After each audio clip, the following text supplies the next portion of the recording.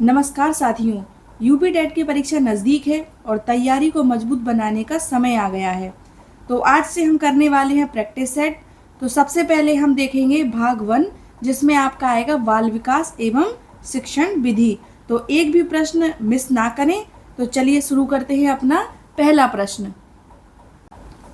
तो पहला प्रश्न है, भाषा एवं चिंतन के संदर्भ में जीन पियाजे के अनुसार निम्न में से कौन सा कथन सही है?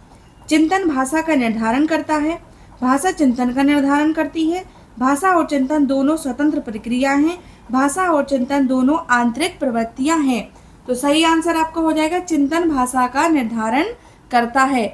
दो मनोवैज्ञानिक हैं जिन्होंने विचार को भाषा और भाषा को विचार सबसे पहले रखा। तो उन दो मनोवैज्ञानिक में से एक मनोवैज्ञानिक तो जीन पियाजे हो गए, दूसरे का नाम आप हमें कमेंट बॉक्स में लिख के बताएंगे। अगला प्रश्न है, कोहल वर्ग के अनुसार सही और गलत प्रश्नों के बारे में निर्णय लेने में शामिल चिंतन प्रक्रिया को क्या कहा जाता है? तो आपका सही आंसर हो जाएगा नैतिक तर्कना। अगला प्रश्न है, शिक्षा मनोविज्ञान की उत्पत्ति का वर्ष कौन सा माना जाता है? तो कौन सा माना जाता है? 1900। सही आंसर क्या हो जाएगा? 1900। इसके बारे में थोड़ा और आपको जानकारी देती हूँ। तो आइए देख लेते हैं मनोविज्ञान का इतिहास। तो मनोविज्ञान के इतिहास में 16वीं शताब्दी सबसे पहले आई, 16वीं शताब्दी, जिसे क्या कहा गया? आत्मा का विज्ञान। सबसे इंपॉर्टेंट है, इसको नोट कर लीजिएगा। तो 16वीं शताब्दी को क्या कहा गया? आत्मा का विज्ञान। किसने कहा? अरस्तु, प्लेटो और डेकार्ट ने। फिर आई 17वीं शताब्दी। 17वीं शताब्दी को क्या कहा गया? मन का विज्ञान। किसने कहा? पेम्पोलॉजी ने कहा। फिर आई 19वीं शताब्दी। तो 19वीं शताब्दी में क्या कहा गया? चेतना का विज्ञान। तो 19वीं शताब्दी को चेतना का विज्ञान कहा गया। किस मनोविज्ञान ने कहा? तो विलियम वुंट ने कहा, विलियम जेम्स ने और जेम्स अली ने। अगला जो अभी चल रहा है, तो 20वीं शताब्दी यानी व्यवहार का विज्ञान। किसने कहा? वॉटसन और स्कैनर।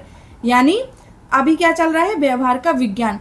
थोड़ा और हम देख लेते हैं इसके बारे में, ये बहुत इंपॉर्टेंट है। मनोविज्ञान के जनक कौन है? अरस्तु हैं। आधुनिक मनोविज्ञान के जनक कौन है? विलियम जेम्स है। शिक्षा मनोविज्ञान के जनक कौन है? थॉर्नडाइक है।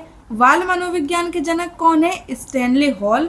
और विश्व की पहली साइकोलॉजी शाला की स्थापना कब हुई थी? तो सबसे पहले किस वर्ष में हुई थी? 1889 में, 1879। विलियम वुंट के द्वारा जर्मनी में लिपजिंग शहर में की गई थी। कहाँ की गई थी? लिपजिंग शहर में। आधुनिक मनोविज्ञान के प्रथम मनोवैज्ञानिक कौन थे? तो डेकार्ट थे। मनोविज्ञान शब्द का प्रयोग सर्वप्रथम किसने किया? तो रूडोल्फ गोल्काई ने किया।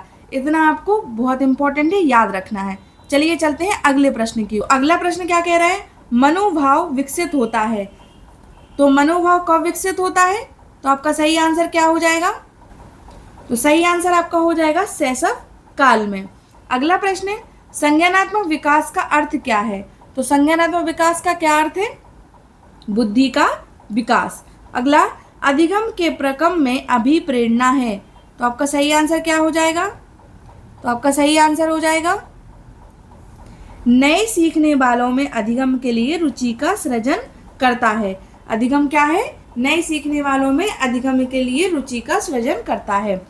अगला प्रश्न है, निम्न में से अधिगम में योगदान देने वाले मनोवैज्ञानिक कारकों में कौन सा शामिल नहीं है? तो कौन सा शामिल नहीं है? विषय वस्तु का स्वरूप, यानी अधिगम की इच्छा, प्रेरणा, रुचि, ये सब इंपॉर्टेंट है और विषय वस्तु का स्वरूप इसमें शामिल नहीं है। अगला है, निम्न में से कौन सा उदाहरण अधिगम को प्रदर्शित करता है? तो आपका सही आंसर क्या हो जाएगा? चलना, भागना एवं फेंकना 3 से 5 वर्ष की अवस्था में होता है। अगला प्रश्न, नए प्रयोगों को सीखने का एक कुशल तरीका है। तो क्या है? उदाहरण की तुलना। अगला, अधिगम में पुरस्कार व दंड की अवधारणा किसके द्वारा प्रस्तावित की गई? तो BF स्किनर के द्वारा की गई।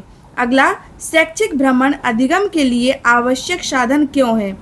तो आवश्यक साधन क्यों है? यह रटने की आदत का विकास करता है, पाठ्यचर्या समय पर पूर्ण होती है, यह कल्पना शक्ति का विकास करता है, या भ्रमण के साथ ज्ञान से प्राप्ति में स्थायी होता है। तो आपका सही आंसर क्या हो जाएगा? सही आंसर है आपका भ्रमण के स्थान से प्राप्त ज्ञान स्थायी होता है।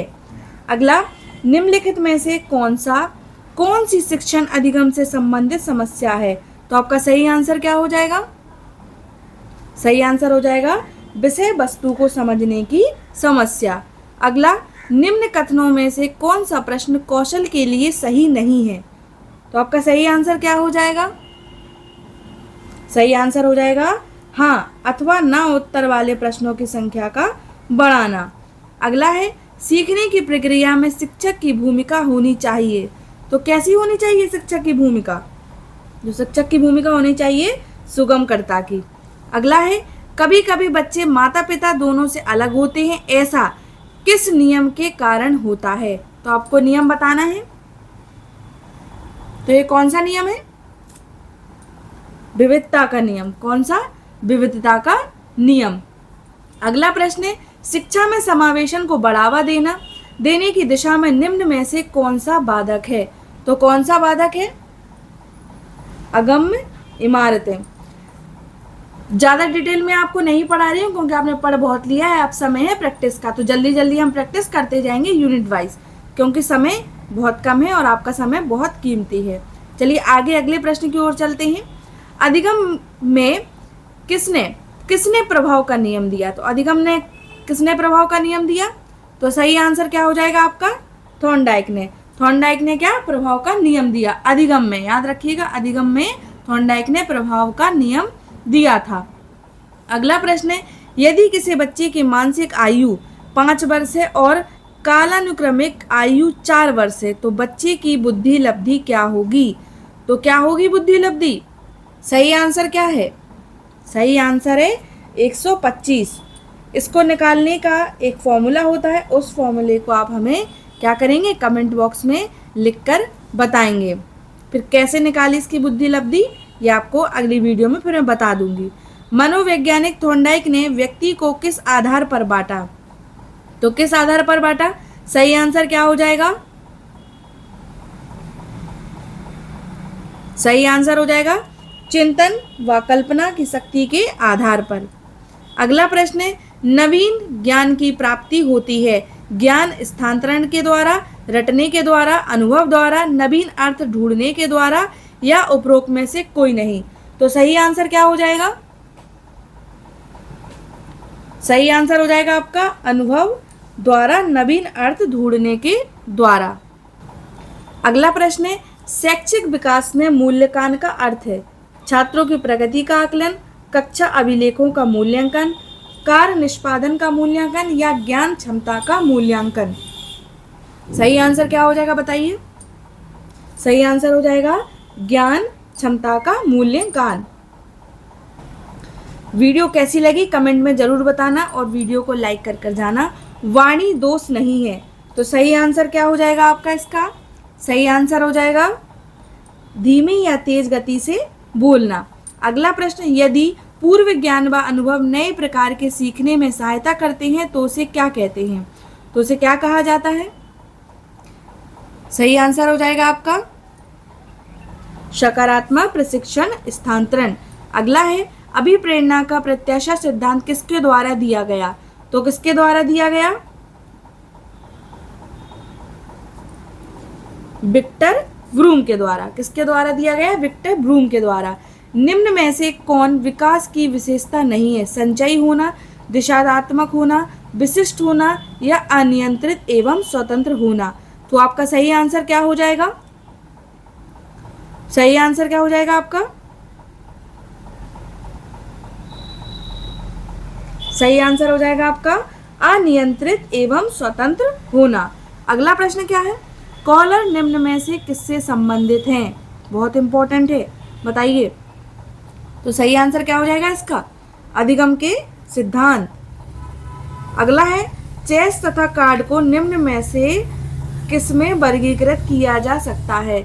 तो सही आंसर क्या हो जाएगा आपका? बौद्धिक खेल में। सीखने की प्रक्रिया में सीखने का स्थानांतरण हो सकता है। सही आंसर क्या है आपका इसका? सही आंसर हो जाएगा ये सभी, यानी सकारात्मक, नकारात्मक और शून्य, ये सभी सीखने का स्थानांतरण हो सकता है सीखने की प्रक्रिया में। मनोग्रसित बाध्यता विकृति एक क्या है? मनोविच्छेदी विकृति है, समायोजन विकृति है, चिंता विकृति है, काय प्रारूप विकृति है। तो सही आंसर क्या हो जाएगा आपका? सही आंसर हो जाएगा चिंता विकृति है। अगला और लास्ट प्रश्न है आपका, शिक्षण विधि का चयन करते समय निम्न में से किसको ध्यान में रखने की आवश्यकता नहीं है? तो सही आंसर क्या हो जाएगा आपका इसका? अभिभावक की पृष्ठभूमि। वीडियो कैसी लगी जरूर बताना, सब्सक्राइब करना, वीडियो को लाइक करना और आपके साथ आपके दोस्त, आपके फैमिली में कोई भी अगर तैयारी कर रहा है यूपी टेट की तो उसे भी वीडियो शेयर करें। जल्दी कम समय में हम यूनिट वाइज क्वेश्चंस को सॉल्व कर रहे हैं। Okay, thank you. मिलते हैं नेक्स्ट वीडियो में।